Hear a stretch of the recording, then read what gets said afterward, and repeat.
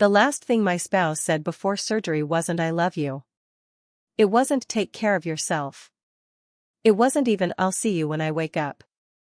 As nurses rolled Emily's hospital bed toward the operating room, she grabbed my wrist with surprising strength. Her fingers trembled. Her eyes filled with fear. And she whispered 6 words that changed my life. "Don't let my family find you." Then the doors closed. I never saw her conscious again. For 3 seconds, I stood frozen in the hallway. I actually laughed. Not because it was funny. Because it made absolutely no sense. "Don't let my family find you?"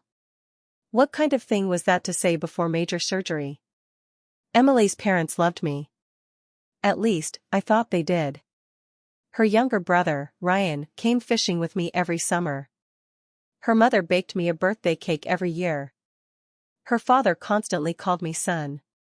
We had been married 11 years. What family was she talking about? A nurse touched my shoulder. "Sir, you can wait in the family lounge." Family. The word suddenly felt strange. I watched the operating room doors for a long moment before walking away. Something wasn't right. I could feel it. But I had no idea how wrong everything was about to become. My name is Daniel Carter. I'm 38 years old. For most of my life, I believed I was lucky. I met Emily when I was 25. She was smart, stubborn, funny, and completely incapable of lying. Or so I thought. We built a life together in Portland. No children. Not by choice. After years of failed treatments, we eventually stopped trying. Emily took it harder than I did. Some nights I'd find her staring at old baby clothes she'd secretly bought years earlier. Other nights she'd smile and pretend she was fine. I learned that grief doesn't always cry. Sometimes it simply sits quietly beside you. The surgery was supposed to be routine. A heart valve issue. Serious but treatable. The doctors expected a full recovery. Which made her final words even stranger. 3 hours later, the surgeon walked into the waiting room. I knew something was wrong immediately. Doctors don't avoid eye contact when they have good news.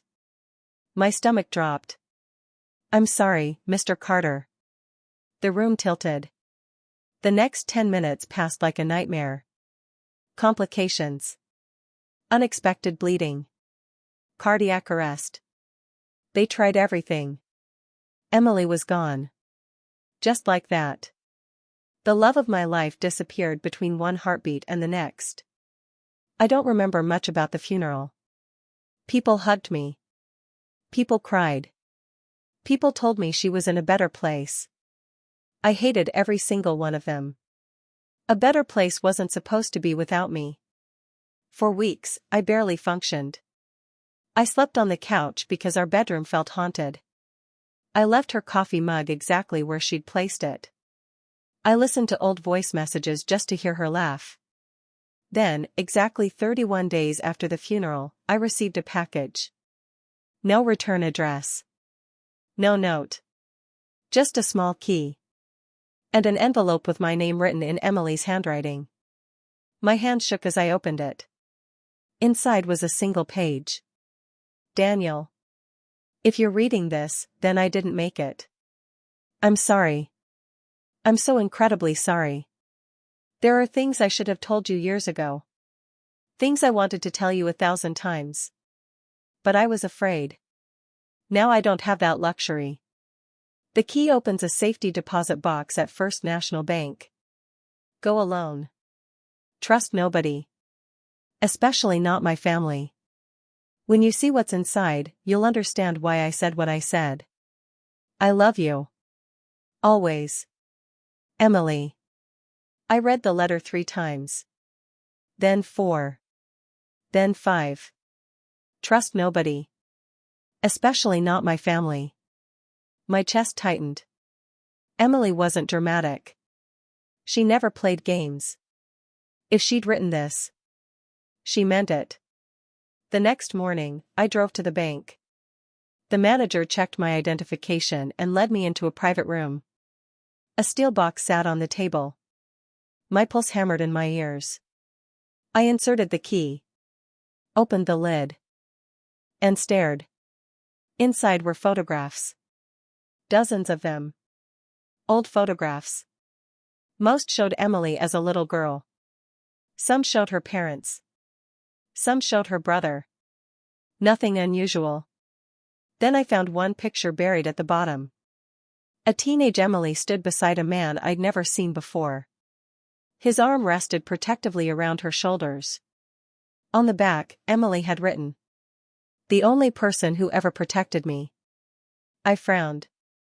Who was he? I continued digging. More photographs. Legal documents. Medical records.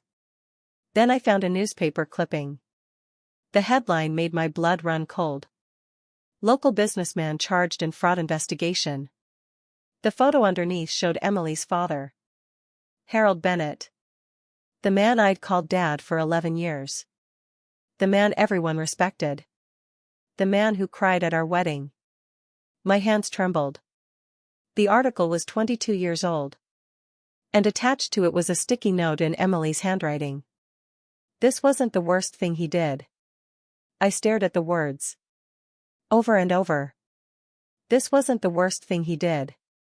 Suddenly my phone rang. The screen showed a familiar name. Harold Bennett. My father-in-law. For the first time since Emily died.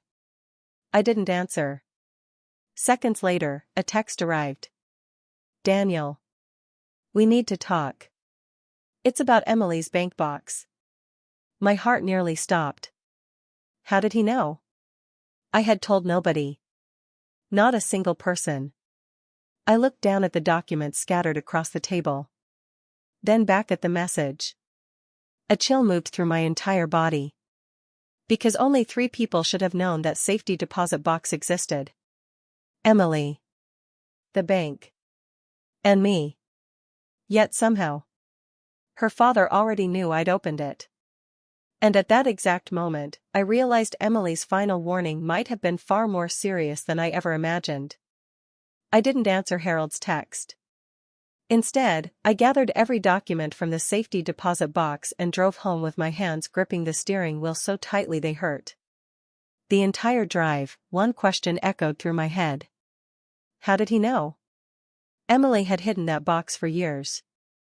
Yet somehow her father knew I had opened it less than an hour after I did. By the time I reached the house, another message was waiting. Daniel. You need to stop looking into things you don't understand. My stomach dropped.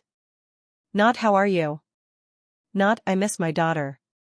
Not even let's talk. Just a warning. I stared at the screen. For the first time in 11 years, Harold Bennett frightened me. That evening I spread the documents across the dining room table. The same table where Emily and I had celebrated anniversaries. The same table where we'd planned vacations. Now it looked like the desk of a detective chasing a cold case. I started reading everything carefully. Tax records. Property records. Court filings. Most were decades old. Then I found a sealed envelope hidden beneath the newspaper clipping. Written across the front were 3 words. For Daniel only. My pulse quickened. Inside was another letter from Emily. Daniel. If you've reached this letter, then you've already discovered enough to know my father isn't the man everyone believes he is. What you're about to learn will hurt. It hurt me too. Please remember one thing. Everything I did because I loved you. There is a house. The address is attached. Do not tell my family before you visit it. The man living there knows the truth. His name is Michael Reed. Trust him. I folded the letter slowly. Attached was an address outside Portland. A small town nearly 2 hours away. And suddenly another memory surfaced. 3 months before her surgery, Emily had disappeared every Saturday afternoon. When I asked where she was going, she'd always smiled. Just running errands. At the time, I hadn't thought much about it. Now I wondered if she'd been visiting that house. The next morning, I drove there. The town was quiet. Old brick buildings.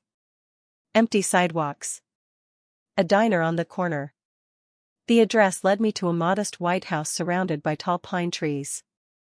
Nothing about it looked suspicious. Yet my heart pounded as I approached the front door. I knocked. No answer. I knocked again. This time footsteps approached. The door opened. An older man stood before me. Late 60s. Gray hair. Gentle eyes. He looked tired. Not physically tired. Emotionally tired. Like someone who had spent years carrying pain. For a second he simply stared. Then his eyes widened. Oh my God. I frowned. Are you Michael Reed? His lower lip trembled. Daniel? My stomach tightened. How do you know my name? The man's eyes immediately filled with tears. For several seconds he couldn't speak. Then he whispered something that made every hair on my body stand up.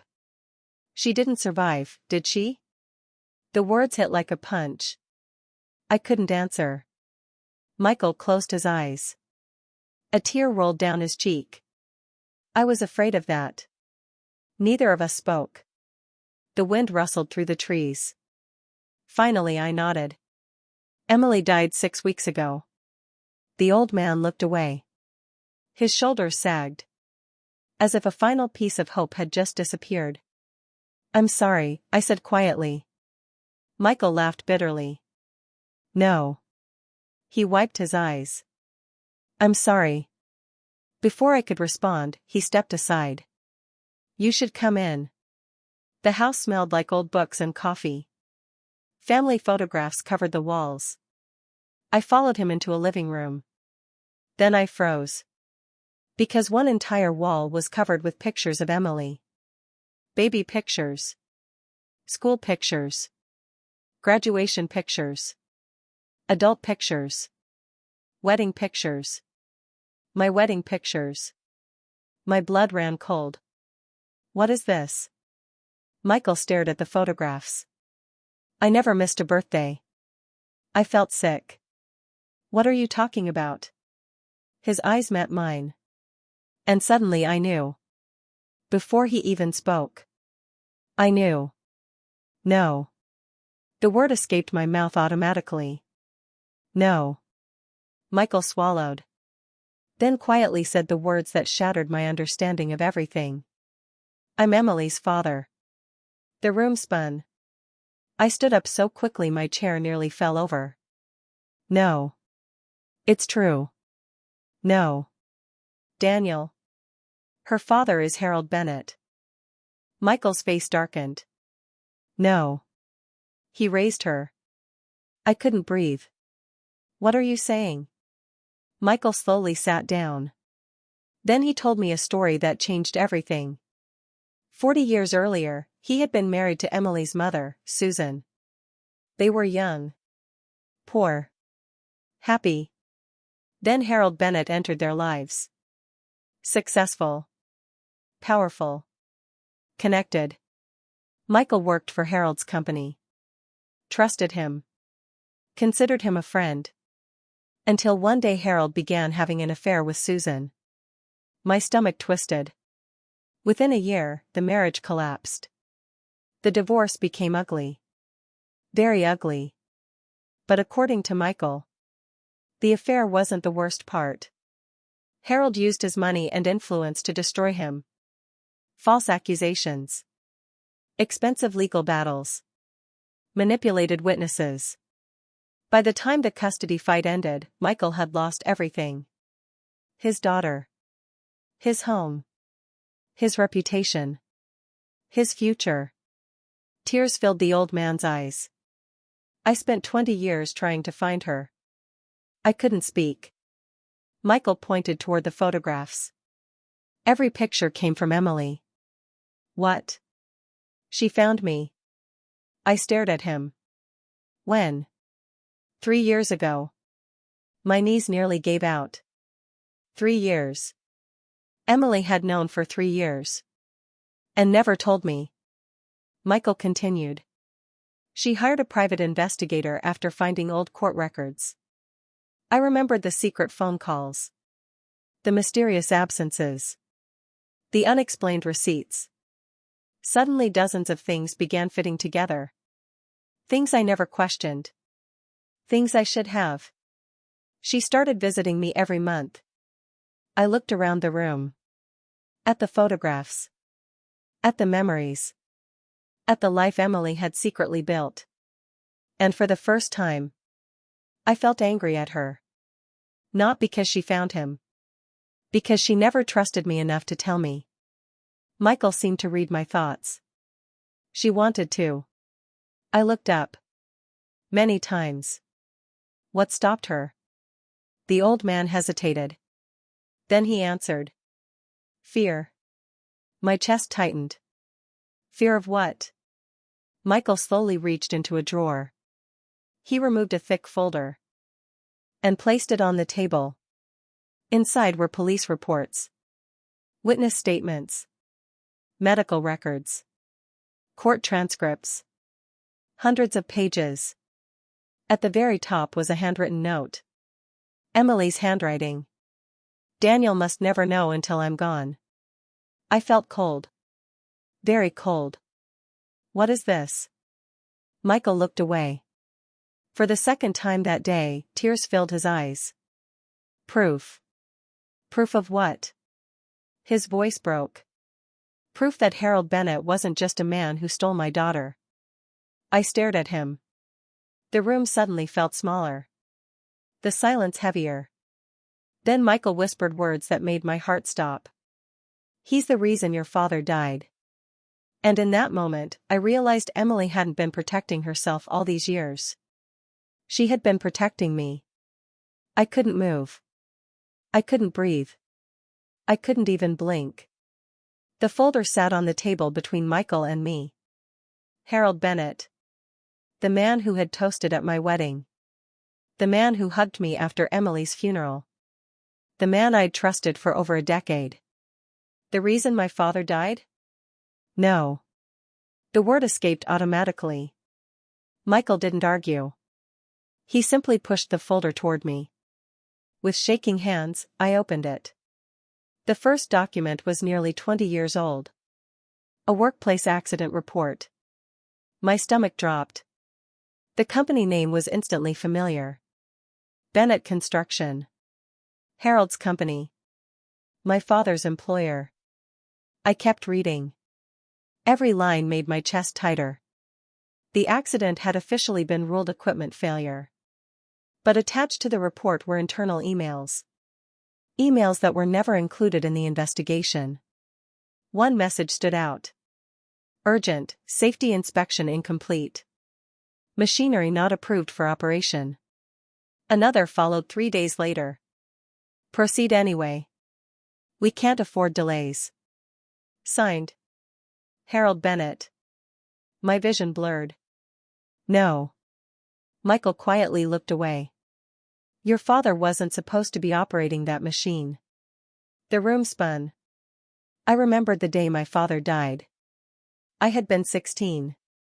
A police officer came to our house.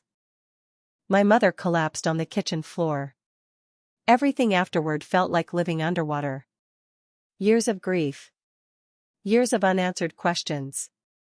And now. This. I turned another page. A witness statement. An employee had reported the safety violations. Weeks later, he was fired. Another employee tried speaking publicly. He was threatened with legal action. The case disappeared. The company survived. Harold became richer. And my father never came home. Tears streamed down my face. Emily knew all this? Michael nodded. She discovered it while researching her own family history. I buried my face in my hands. Suddenly every secret she kept made sense. Every fearful glance. Every unfinished sentence. Every time she looked like she wanted to tell me something but couldn't. She wasn't hiding an affair. She wasn't hiding another life. She was carrying a burden she didn't know how to give me. The truth. A truth capable of destroying everything. I looked up. When did she find out? About a year ago. A year. For an entire year she had lived with this knowledge. And never once told me. My heart broke all over again. Not from anger. From understanding. Because I knew exactly why she had done it. She loved me. She knew what learning this would do to me. She was trying to spare me. The same way people cover a loved one with a blanket during a storm. Even when they're freezing themselves. I drove home in silence. Rain tapped against the windshield. The world looked different. Every memory of Harold now felt poisoned. When I reached my driveway, a black SUV sat outside. My stomach tightened. Harold. He stepped out before I could kill the engine. For the first time in 11 years. I saw him differently. Not as family. As a stranger. A dangerous stranger. His expression was tense. Daniel. I got out of the car. Neither of us moved. Neither of us smiled. He looked exhausted. Older than I remembered. You went to see Michael. Not a question. A statement. I stared at him. Why? Harold's face darkened. He filled your head with lies. Lies? He always hated me. I laughed. The sound shocked even me. Because there wasn't an ounce of humor in it. He had proof. For a brief moment. I saw fear. Real fear. Flash across his face. Then it vanished. Emily shouldn't have dug into the past. The words hit harder than any confession. Shouldn't have. Not didn't. Not wasn't true. Shouldn't have. I stepped forward. My father died because of you. Harold looked away. Silence. That silence told me everything. For several seconds neither of us spoke. Then I asked the question that had haunted me all day. Did you love her? His eyes immediately filled with tears.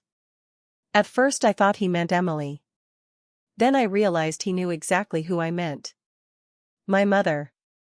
The woman left behind after my father's death. Harold closed his eyes. And nodded. My stomach turned. You destroyed her life. His voice cracked. I know. You destroyed my father's life. I know. You destroyed Michael's life. He looked like a man finally crushed by the weight he'd spent decades carrying. I know. I wanted to hate him. I truly did. But standing there, I didn't see a powerful businessman. I saw a broken old man drowning in regret. Regret wasn't justice. But it was real. Emily found out everything, I said. His eyes filled with tears. I know. She was terrified. Harold looked down. I never wanted her involved. I laughed bitterly. You should have thought about that before destroying people. He nodded. No argument. No defense. No excuses. Just silence. The silence of guilt. A week later, I attended a memorial gathering Michael organized for Emily. Only a few people came. Friends. Neighbors. People whose lives she'd quietly touched. Everyone shared stories. Some made us laugh. Some made us cry. One elderly woman stood and smiled. Emily paid my electric bill when I couldn't afford it. Another man laughed through tears. She secretly bought Christmas gifts for my kids after I lost my job. Story after story followed. Acts of kindness. Acts nobody knew about. Acts she never talked about. That was Emily. She spent her entire life protecting people. Even when it hurt her. Then Michael stood. The room grew quiet. He looked at a framed photo of Emily and smiled sadly. You know what my daughter told me during our last conversation? Nobody answered. Michael's voice trembled. She said, "Love isn't protecting people from pain. Love is standing beside them while they face it." The room fell silent. Tears filled my eyes. Because those words explained everything. Emily finally understood what she'd done wrong. She shouldn't have carried the truth alone. She shouldn't have protected everyone at the expense of herself. And neither should any of us. 3 months later, something unexpected happened. Harold Bennett voluntarily surrendered documents to investigators. Not because anyone forced him. Because guilt finally broke him. Old cases reopened. Families received answers. Some found justice. Others found closure. None of it brought my father back. But for the first time in decades, the truth mattered. Michael and I grew close afterward. Closer than either of us expected. We spent weekends fishing. Talking. Remembering Emily. Sometimes laughing until our sides hurt. Sometimes sitting quietly. Grief has a strange way of creating family. One afternoon, nearly a year after Emily's death, we visited her grave together. The sky was clear. The air smelled like spring. Michael placed fresh flowers beside the headstone. Then he smiled. "You know what she'd say if she saw us?" I laughed. "What?" Finally.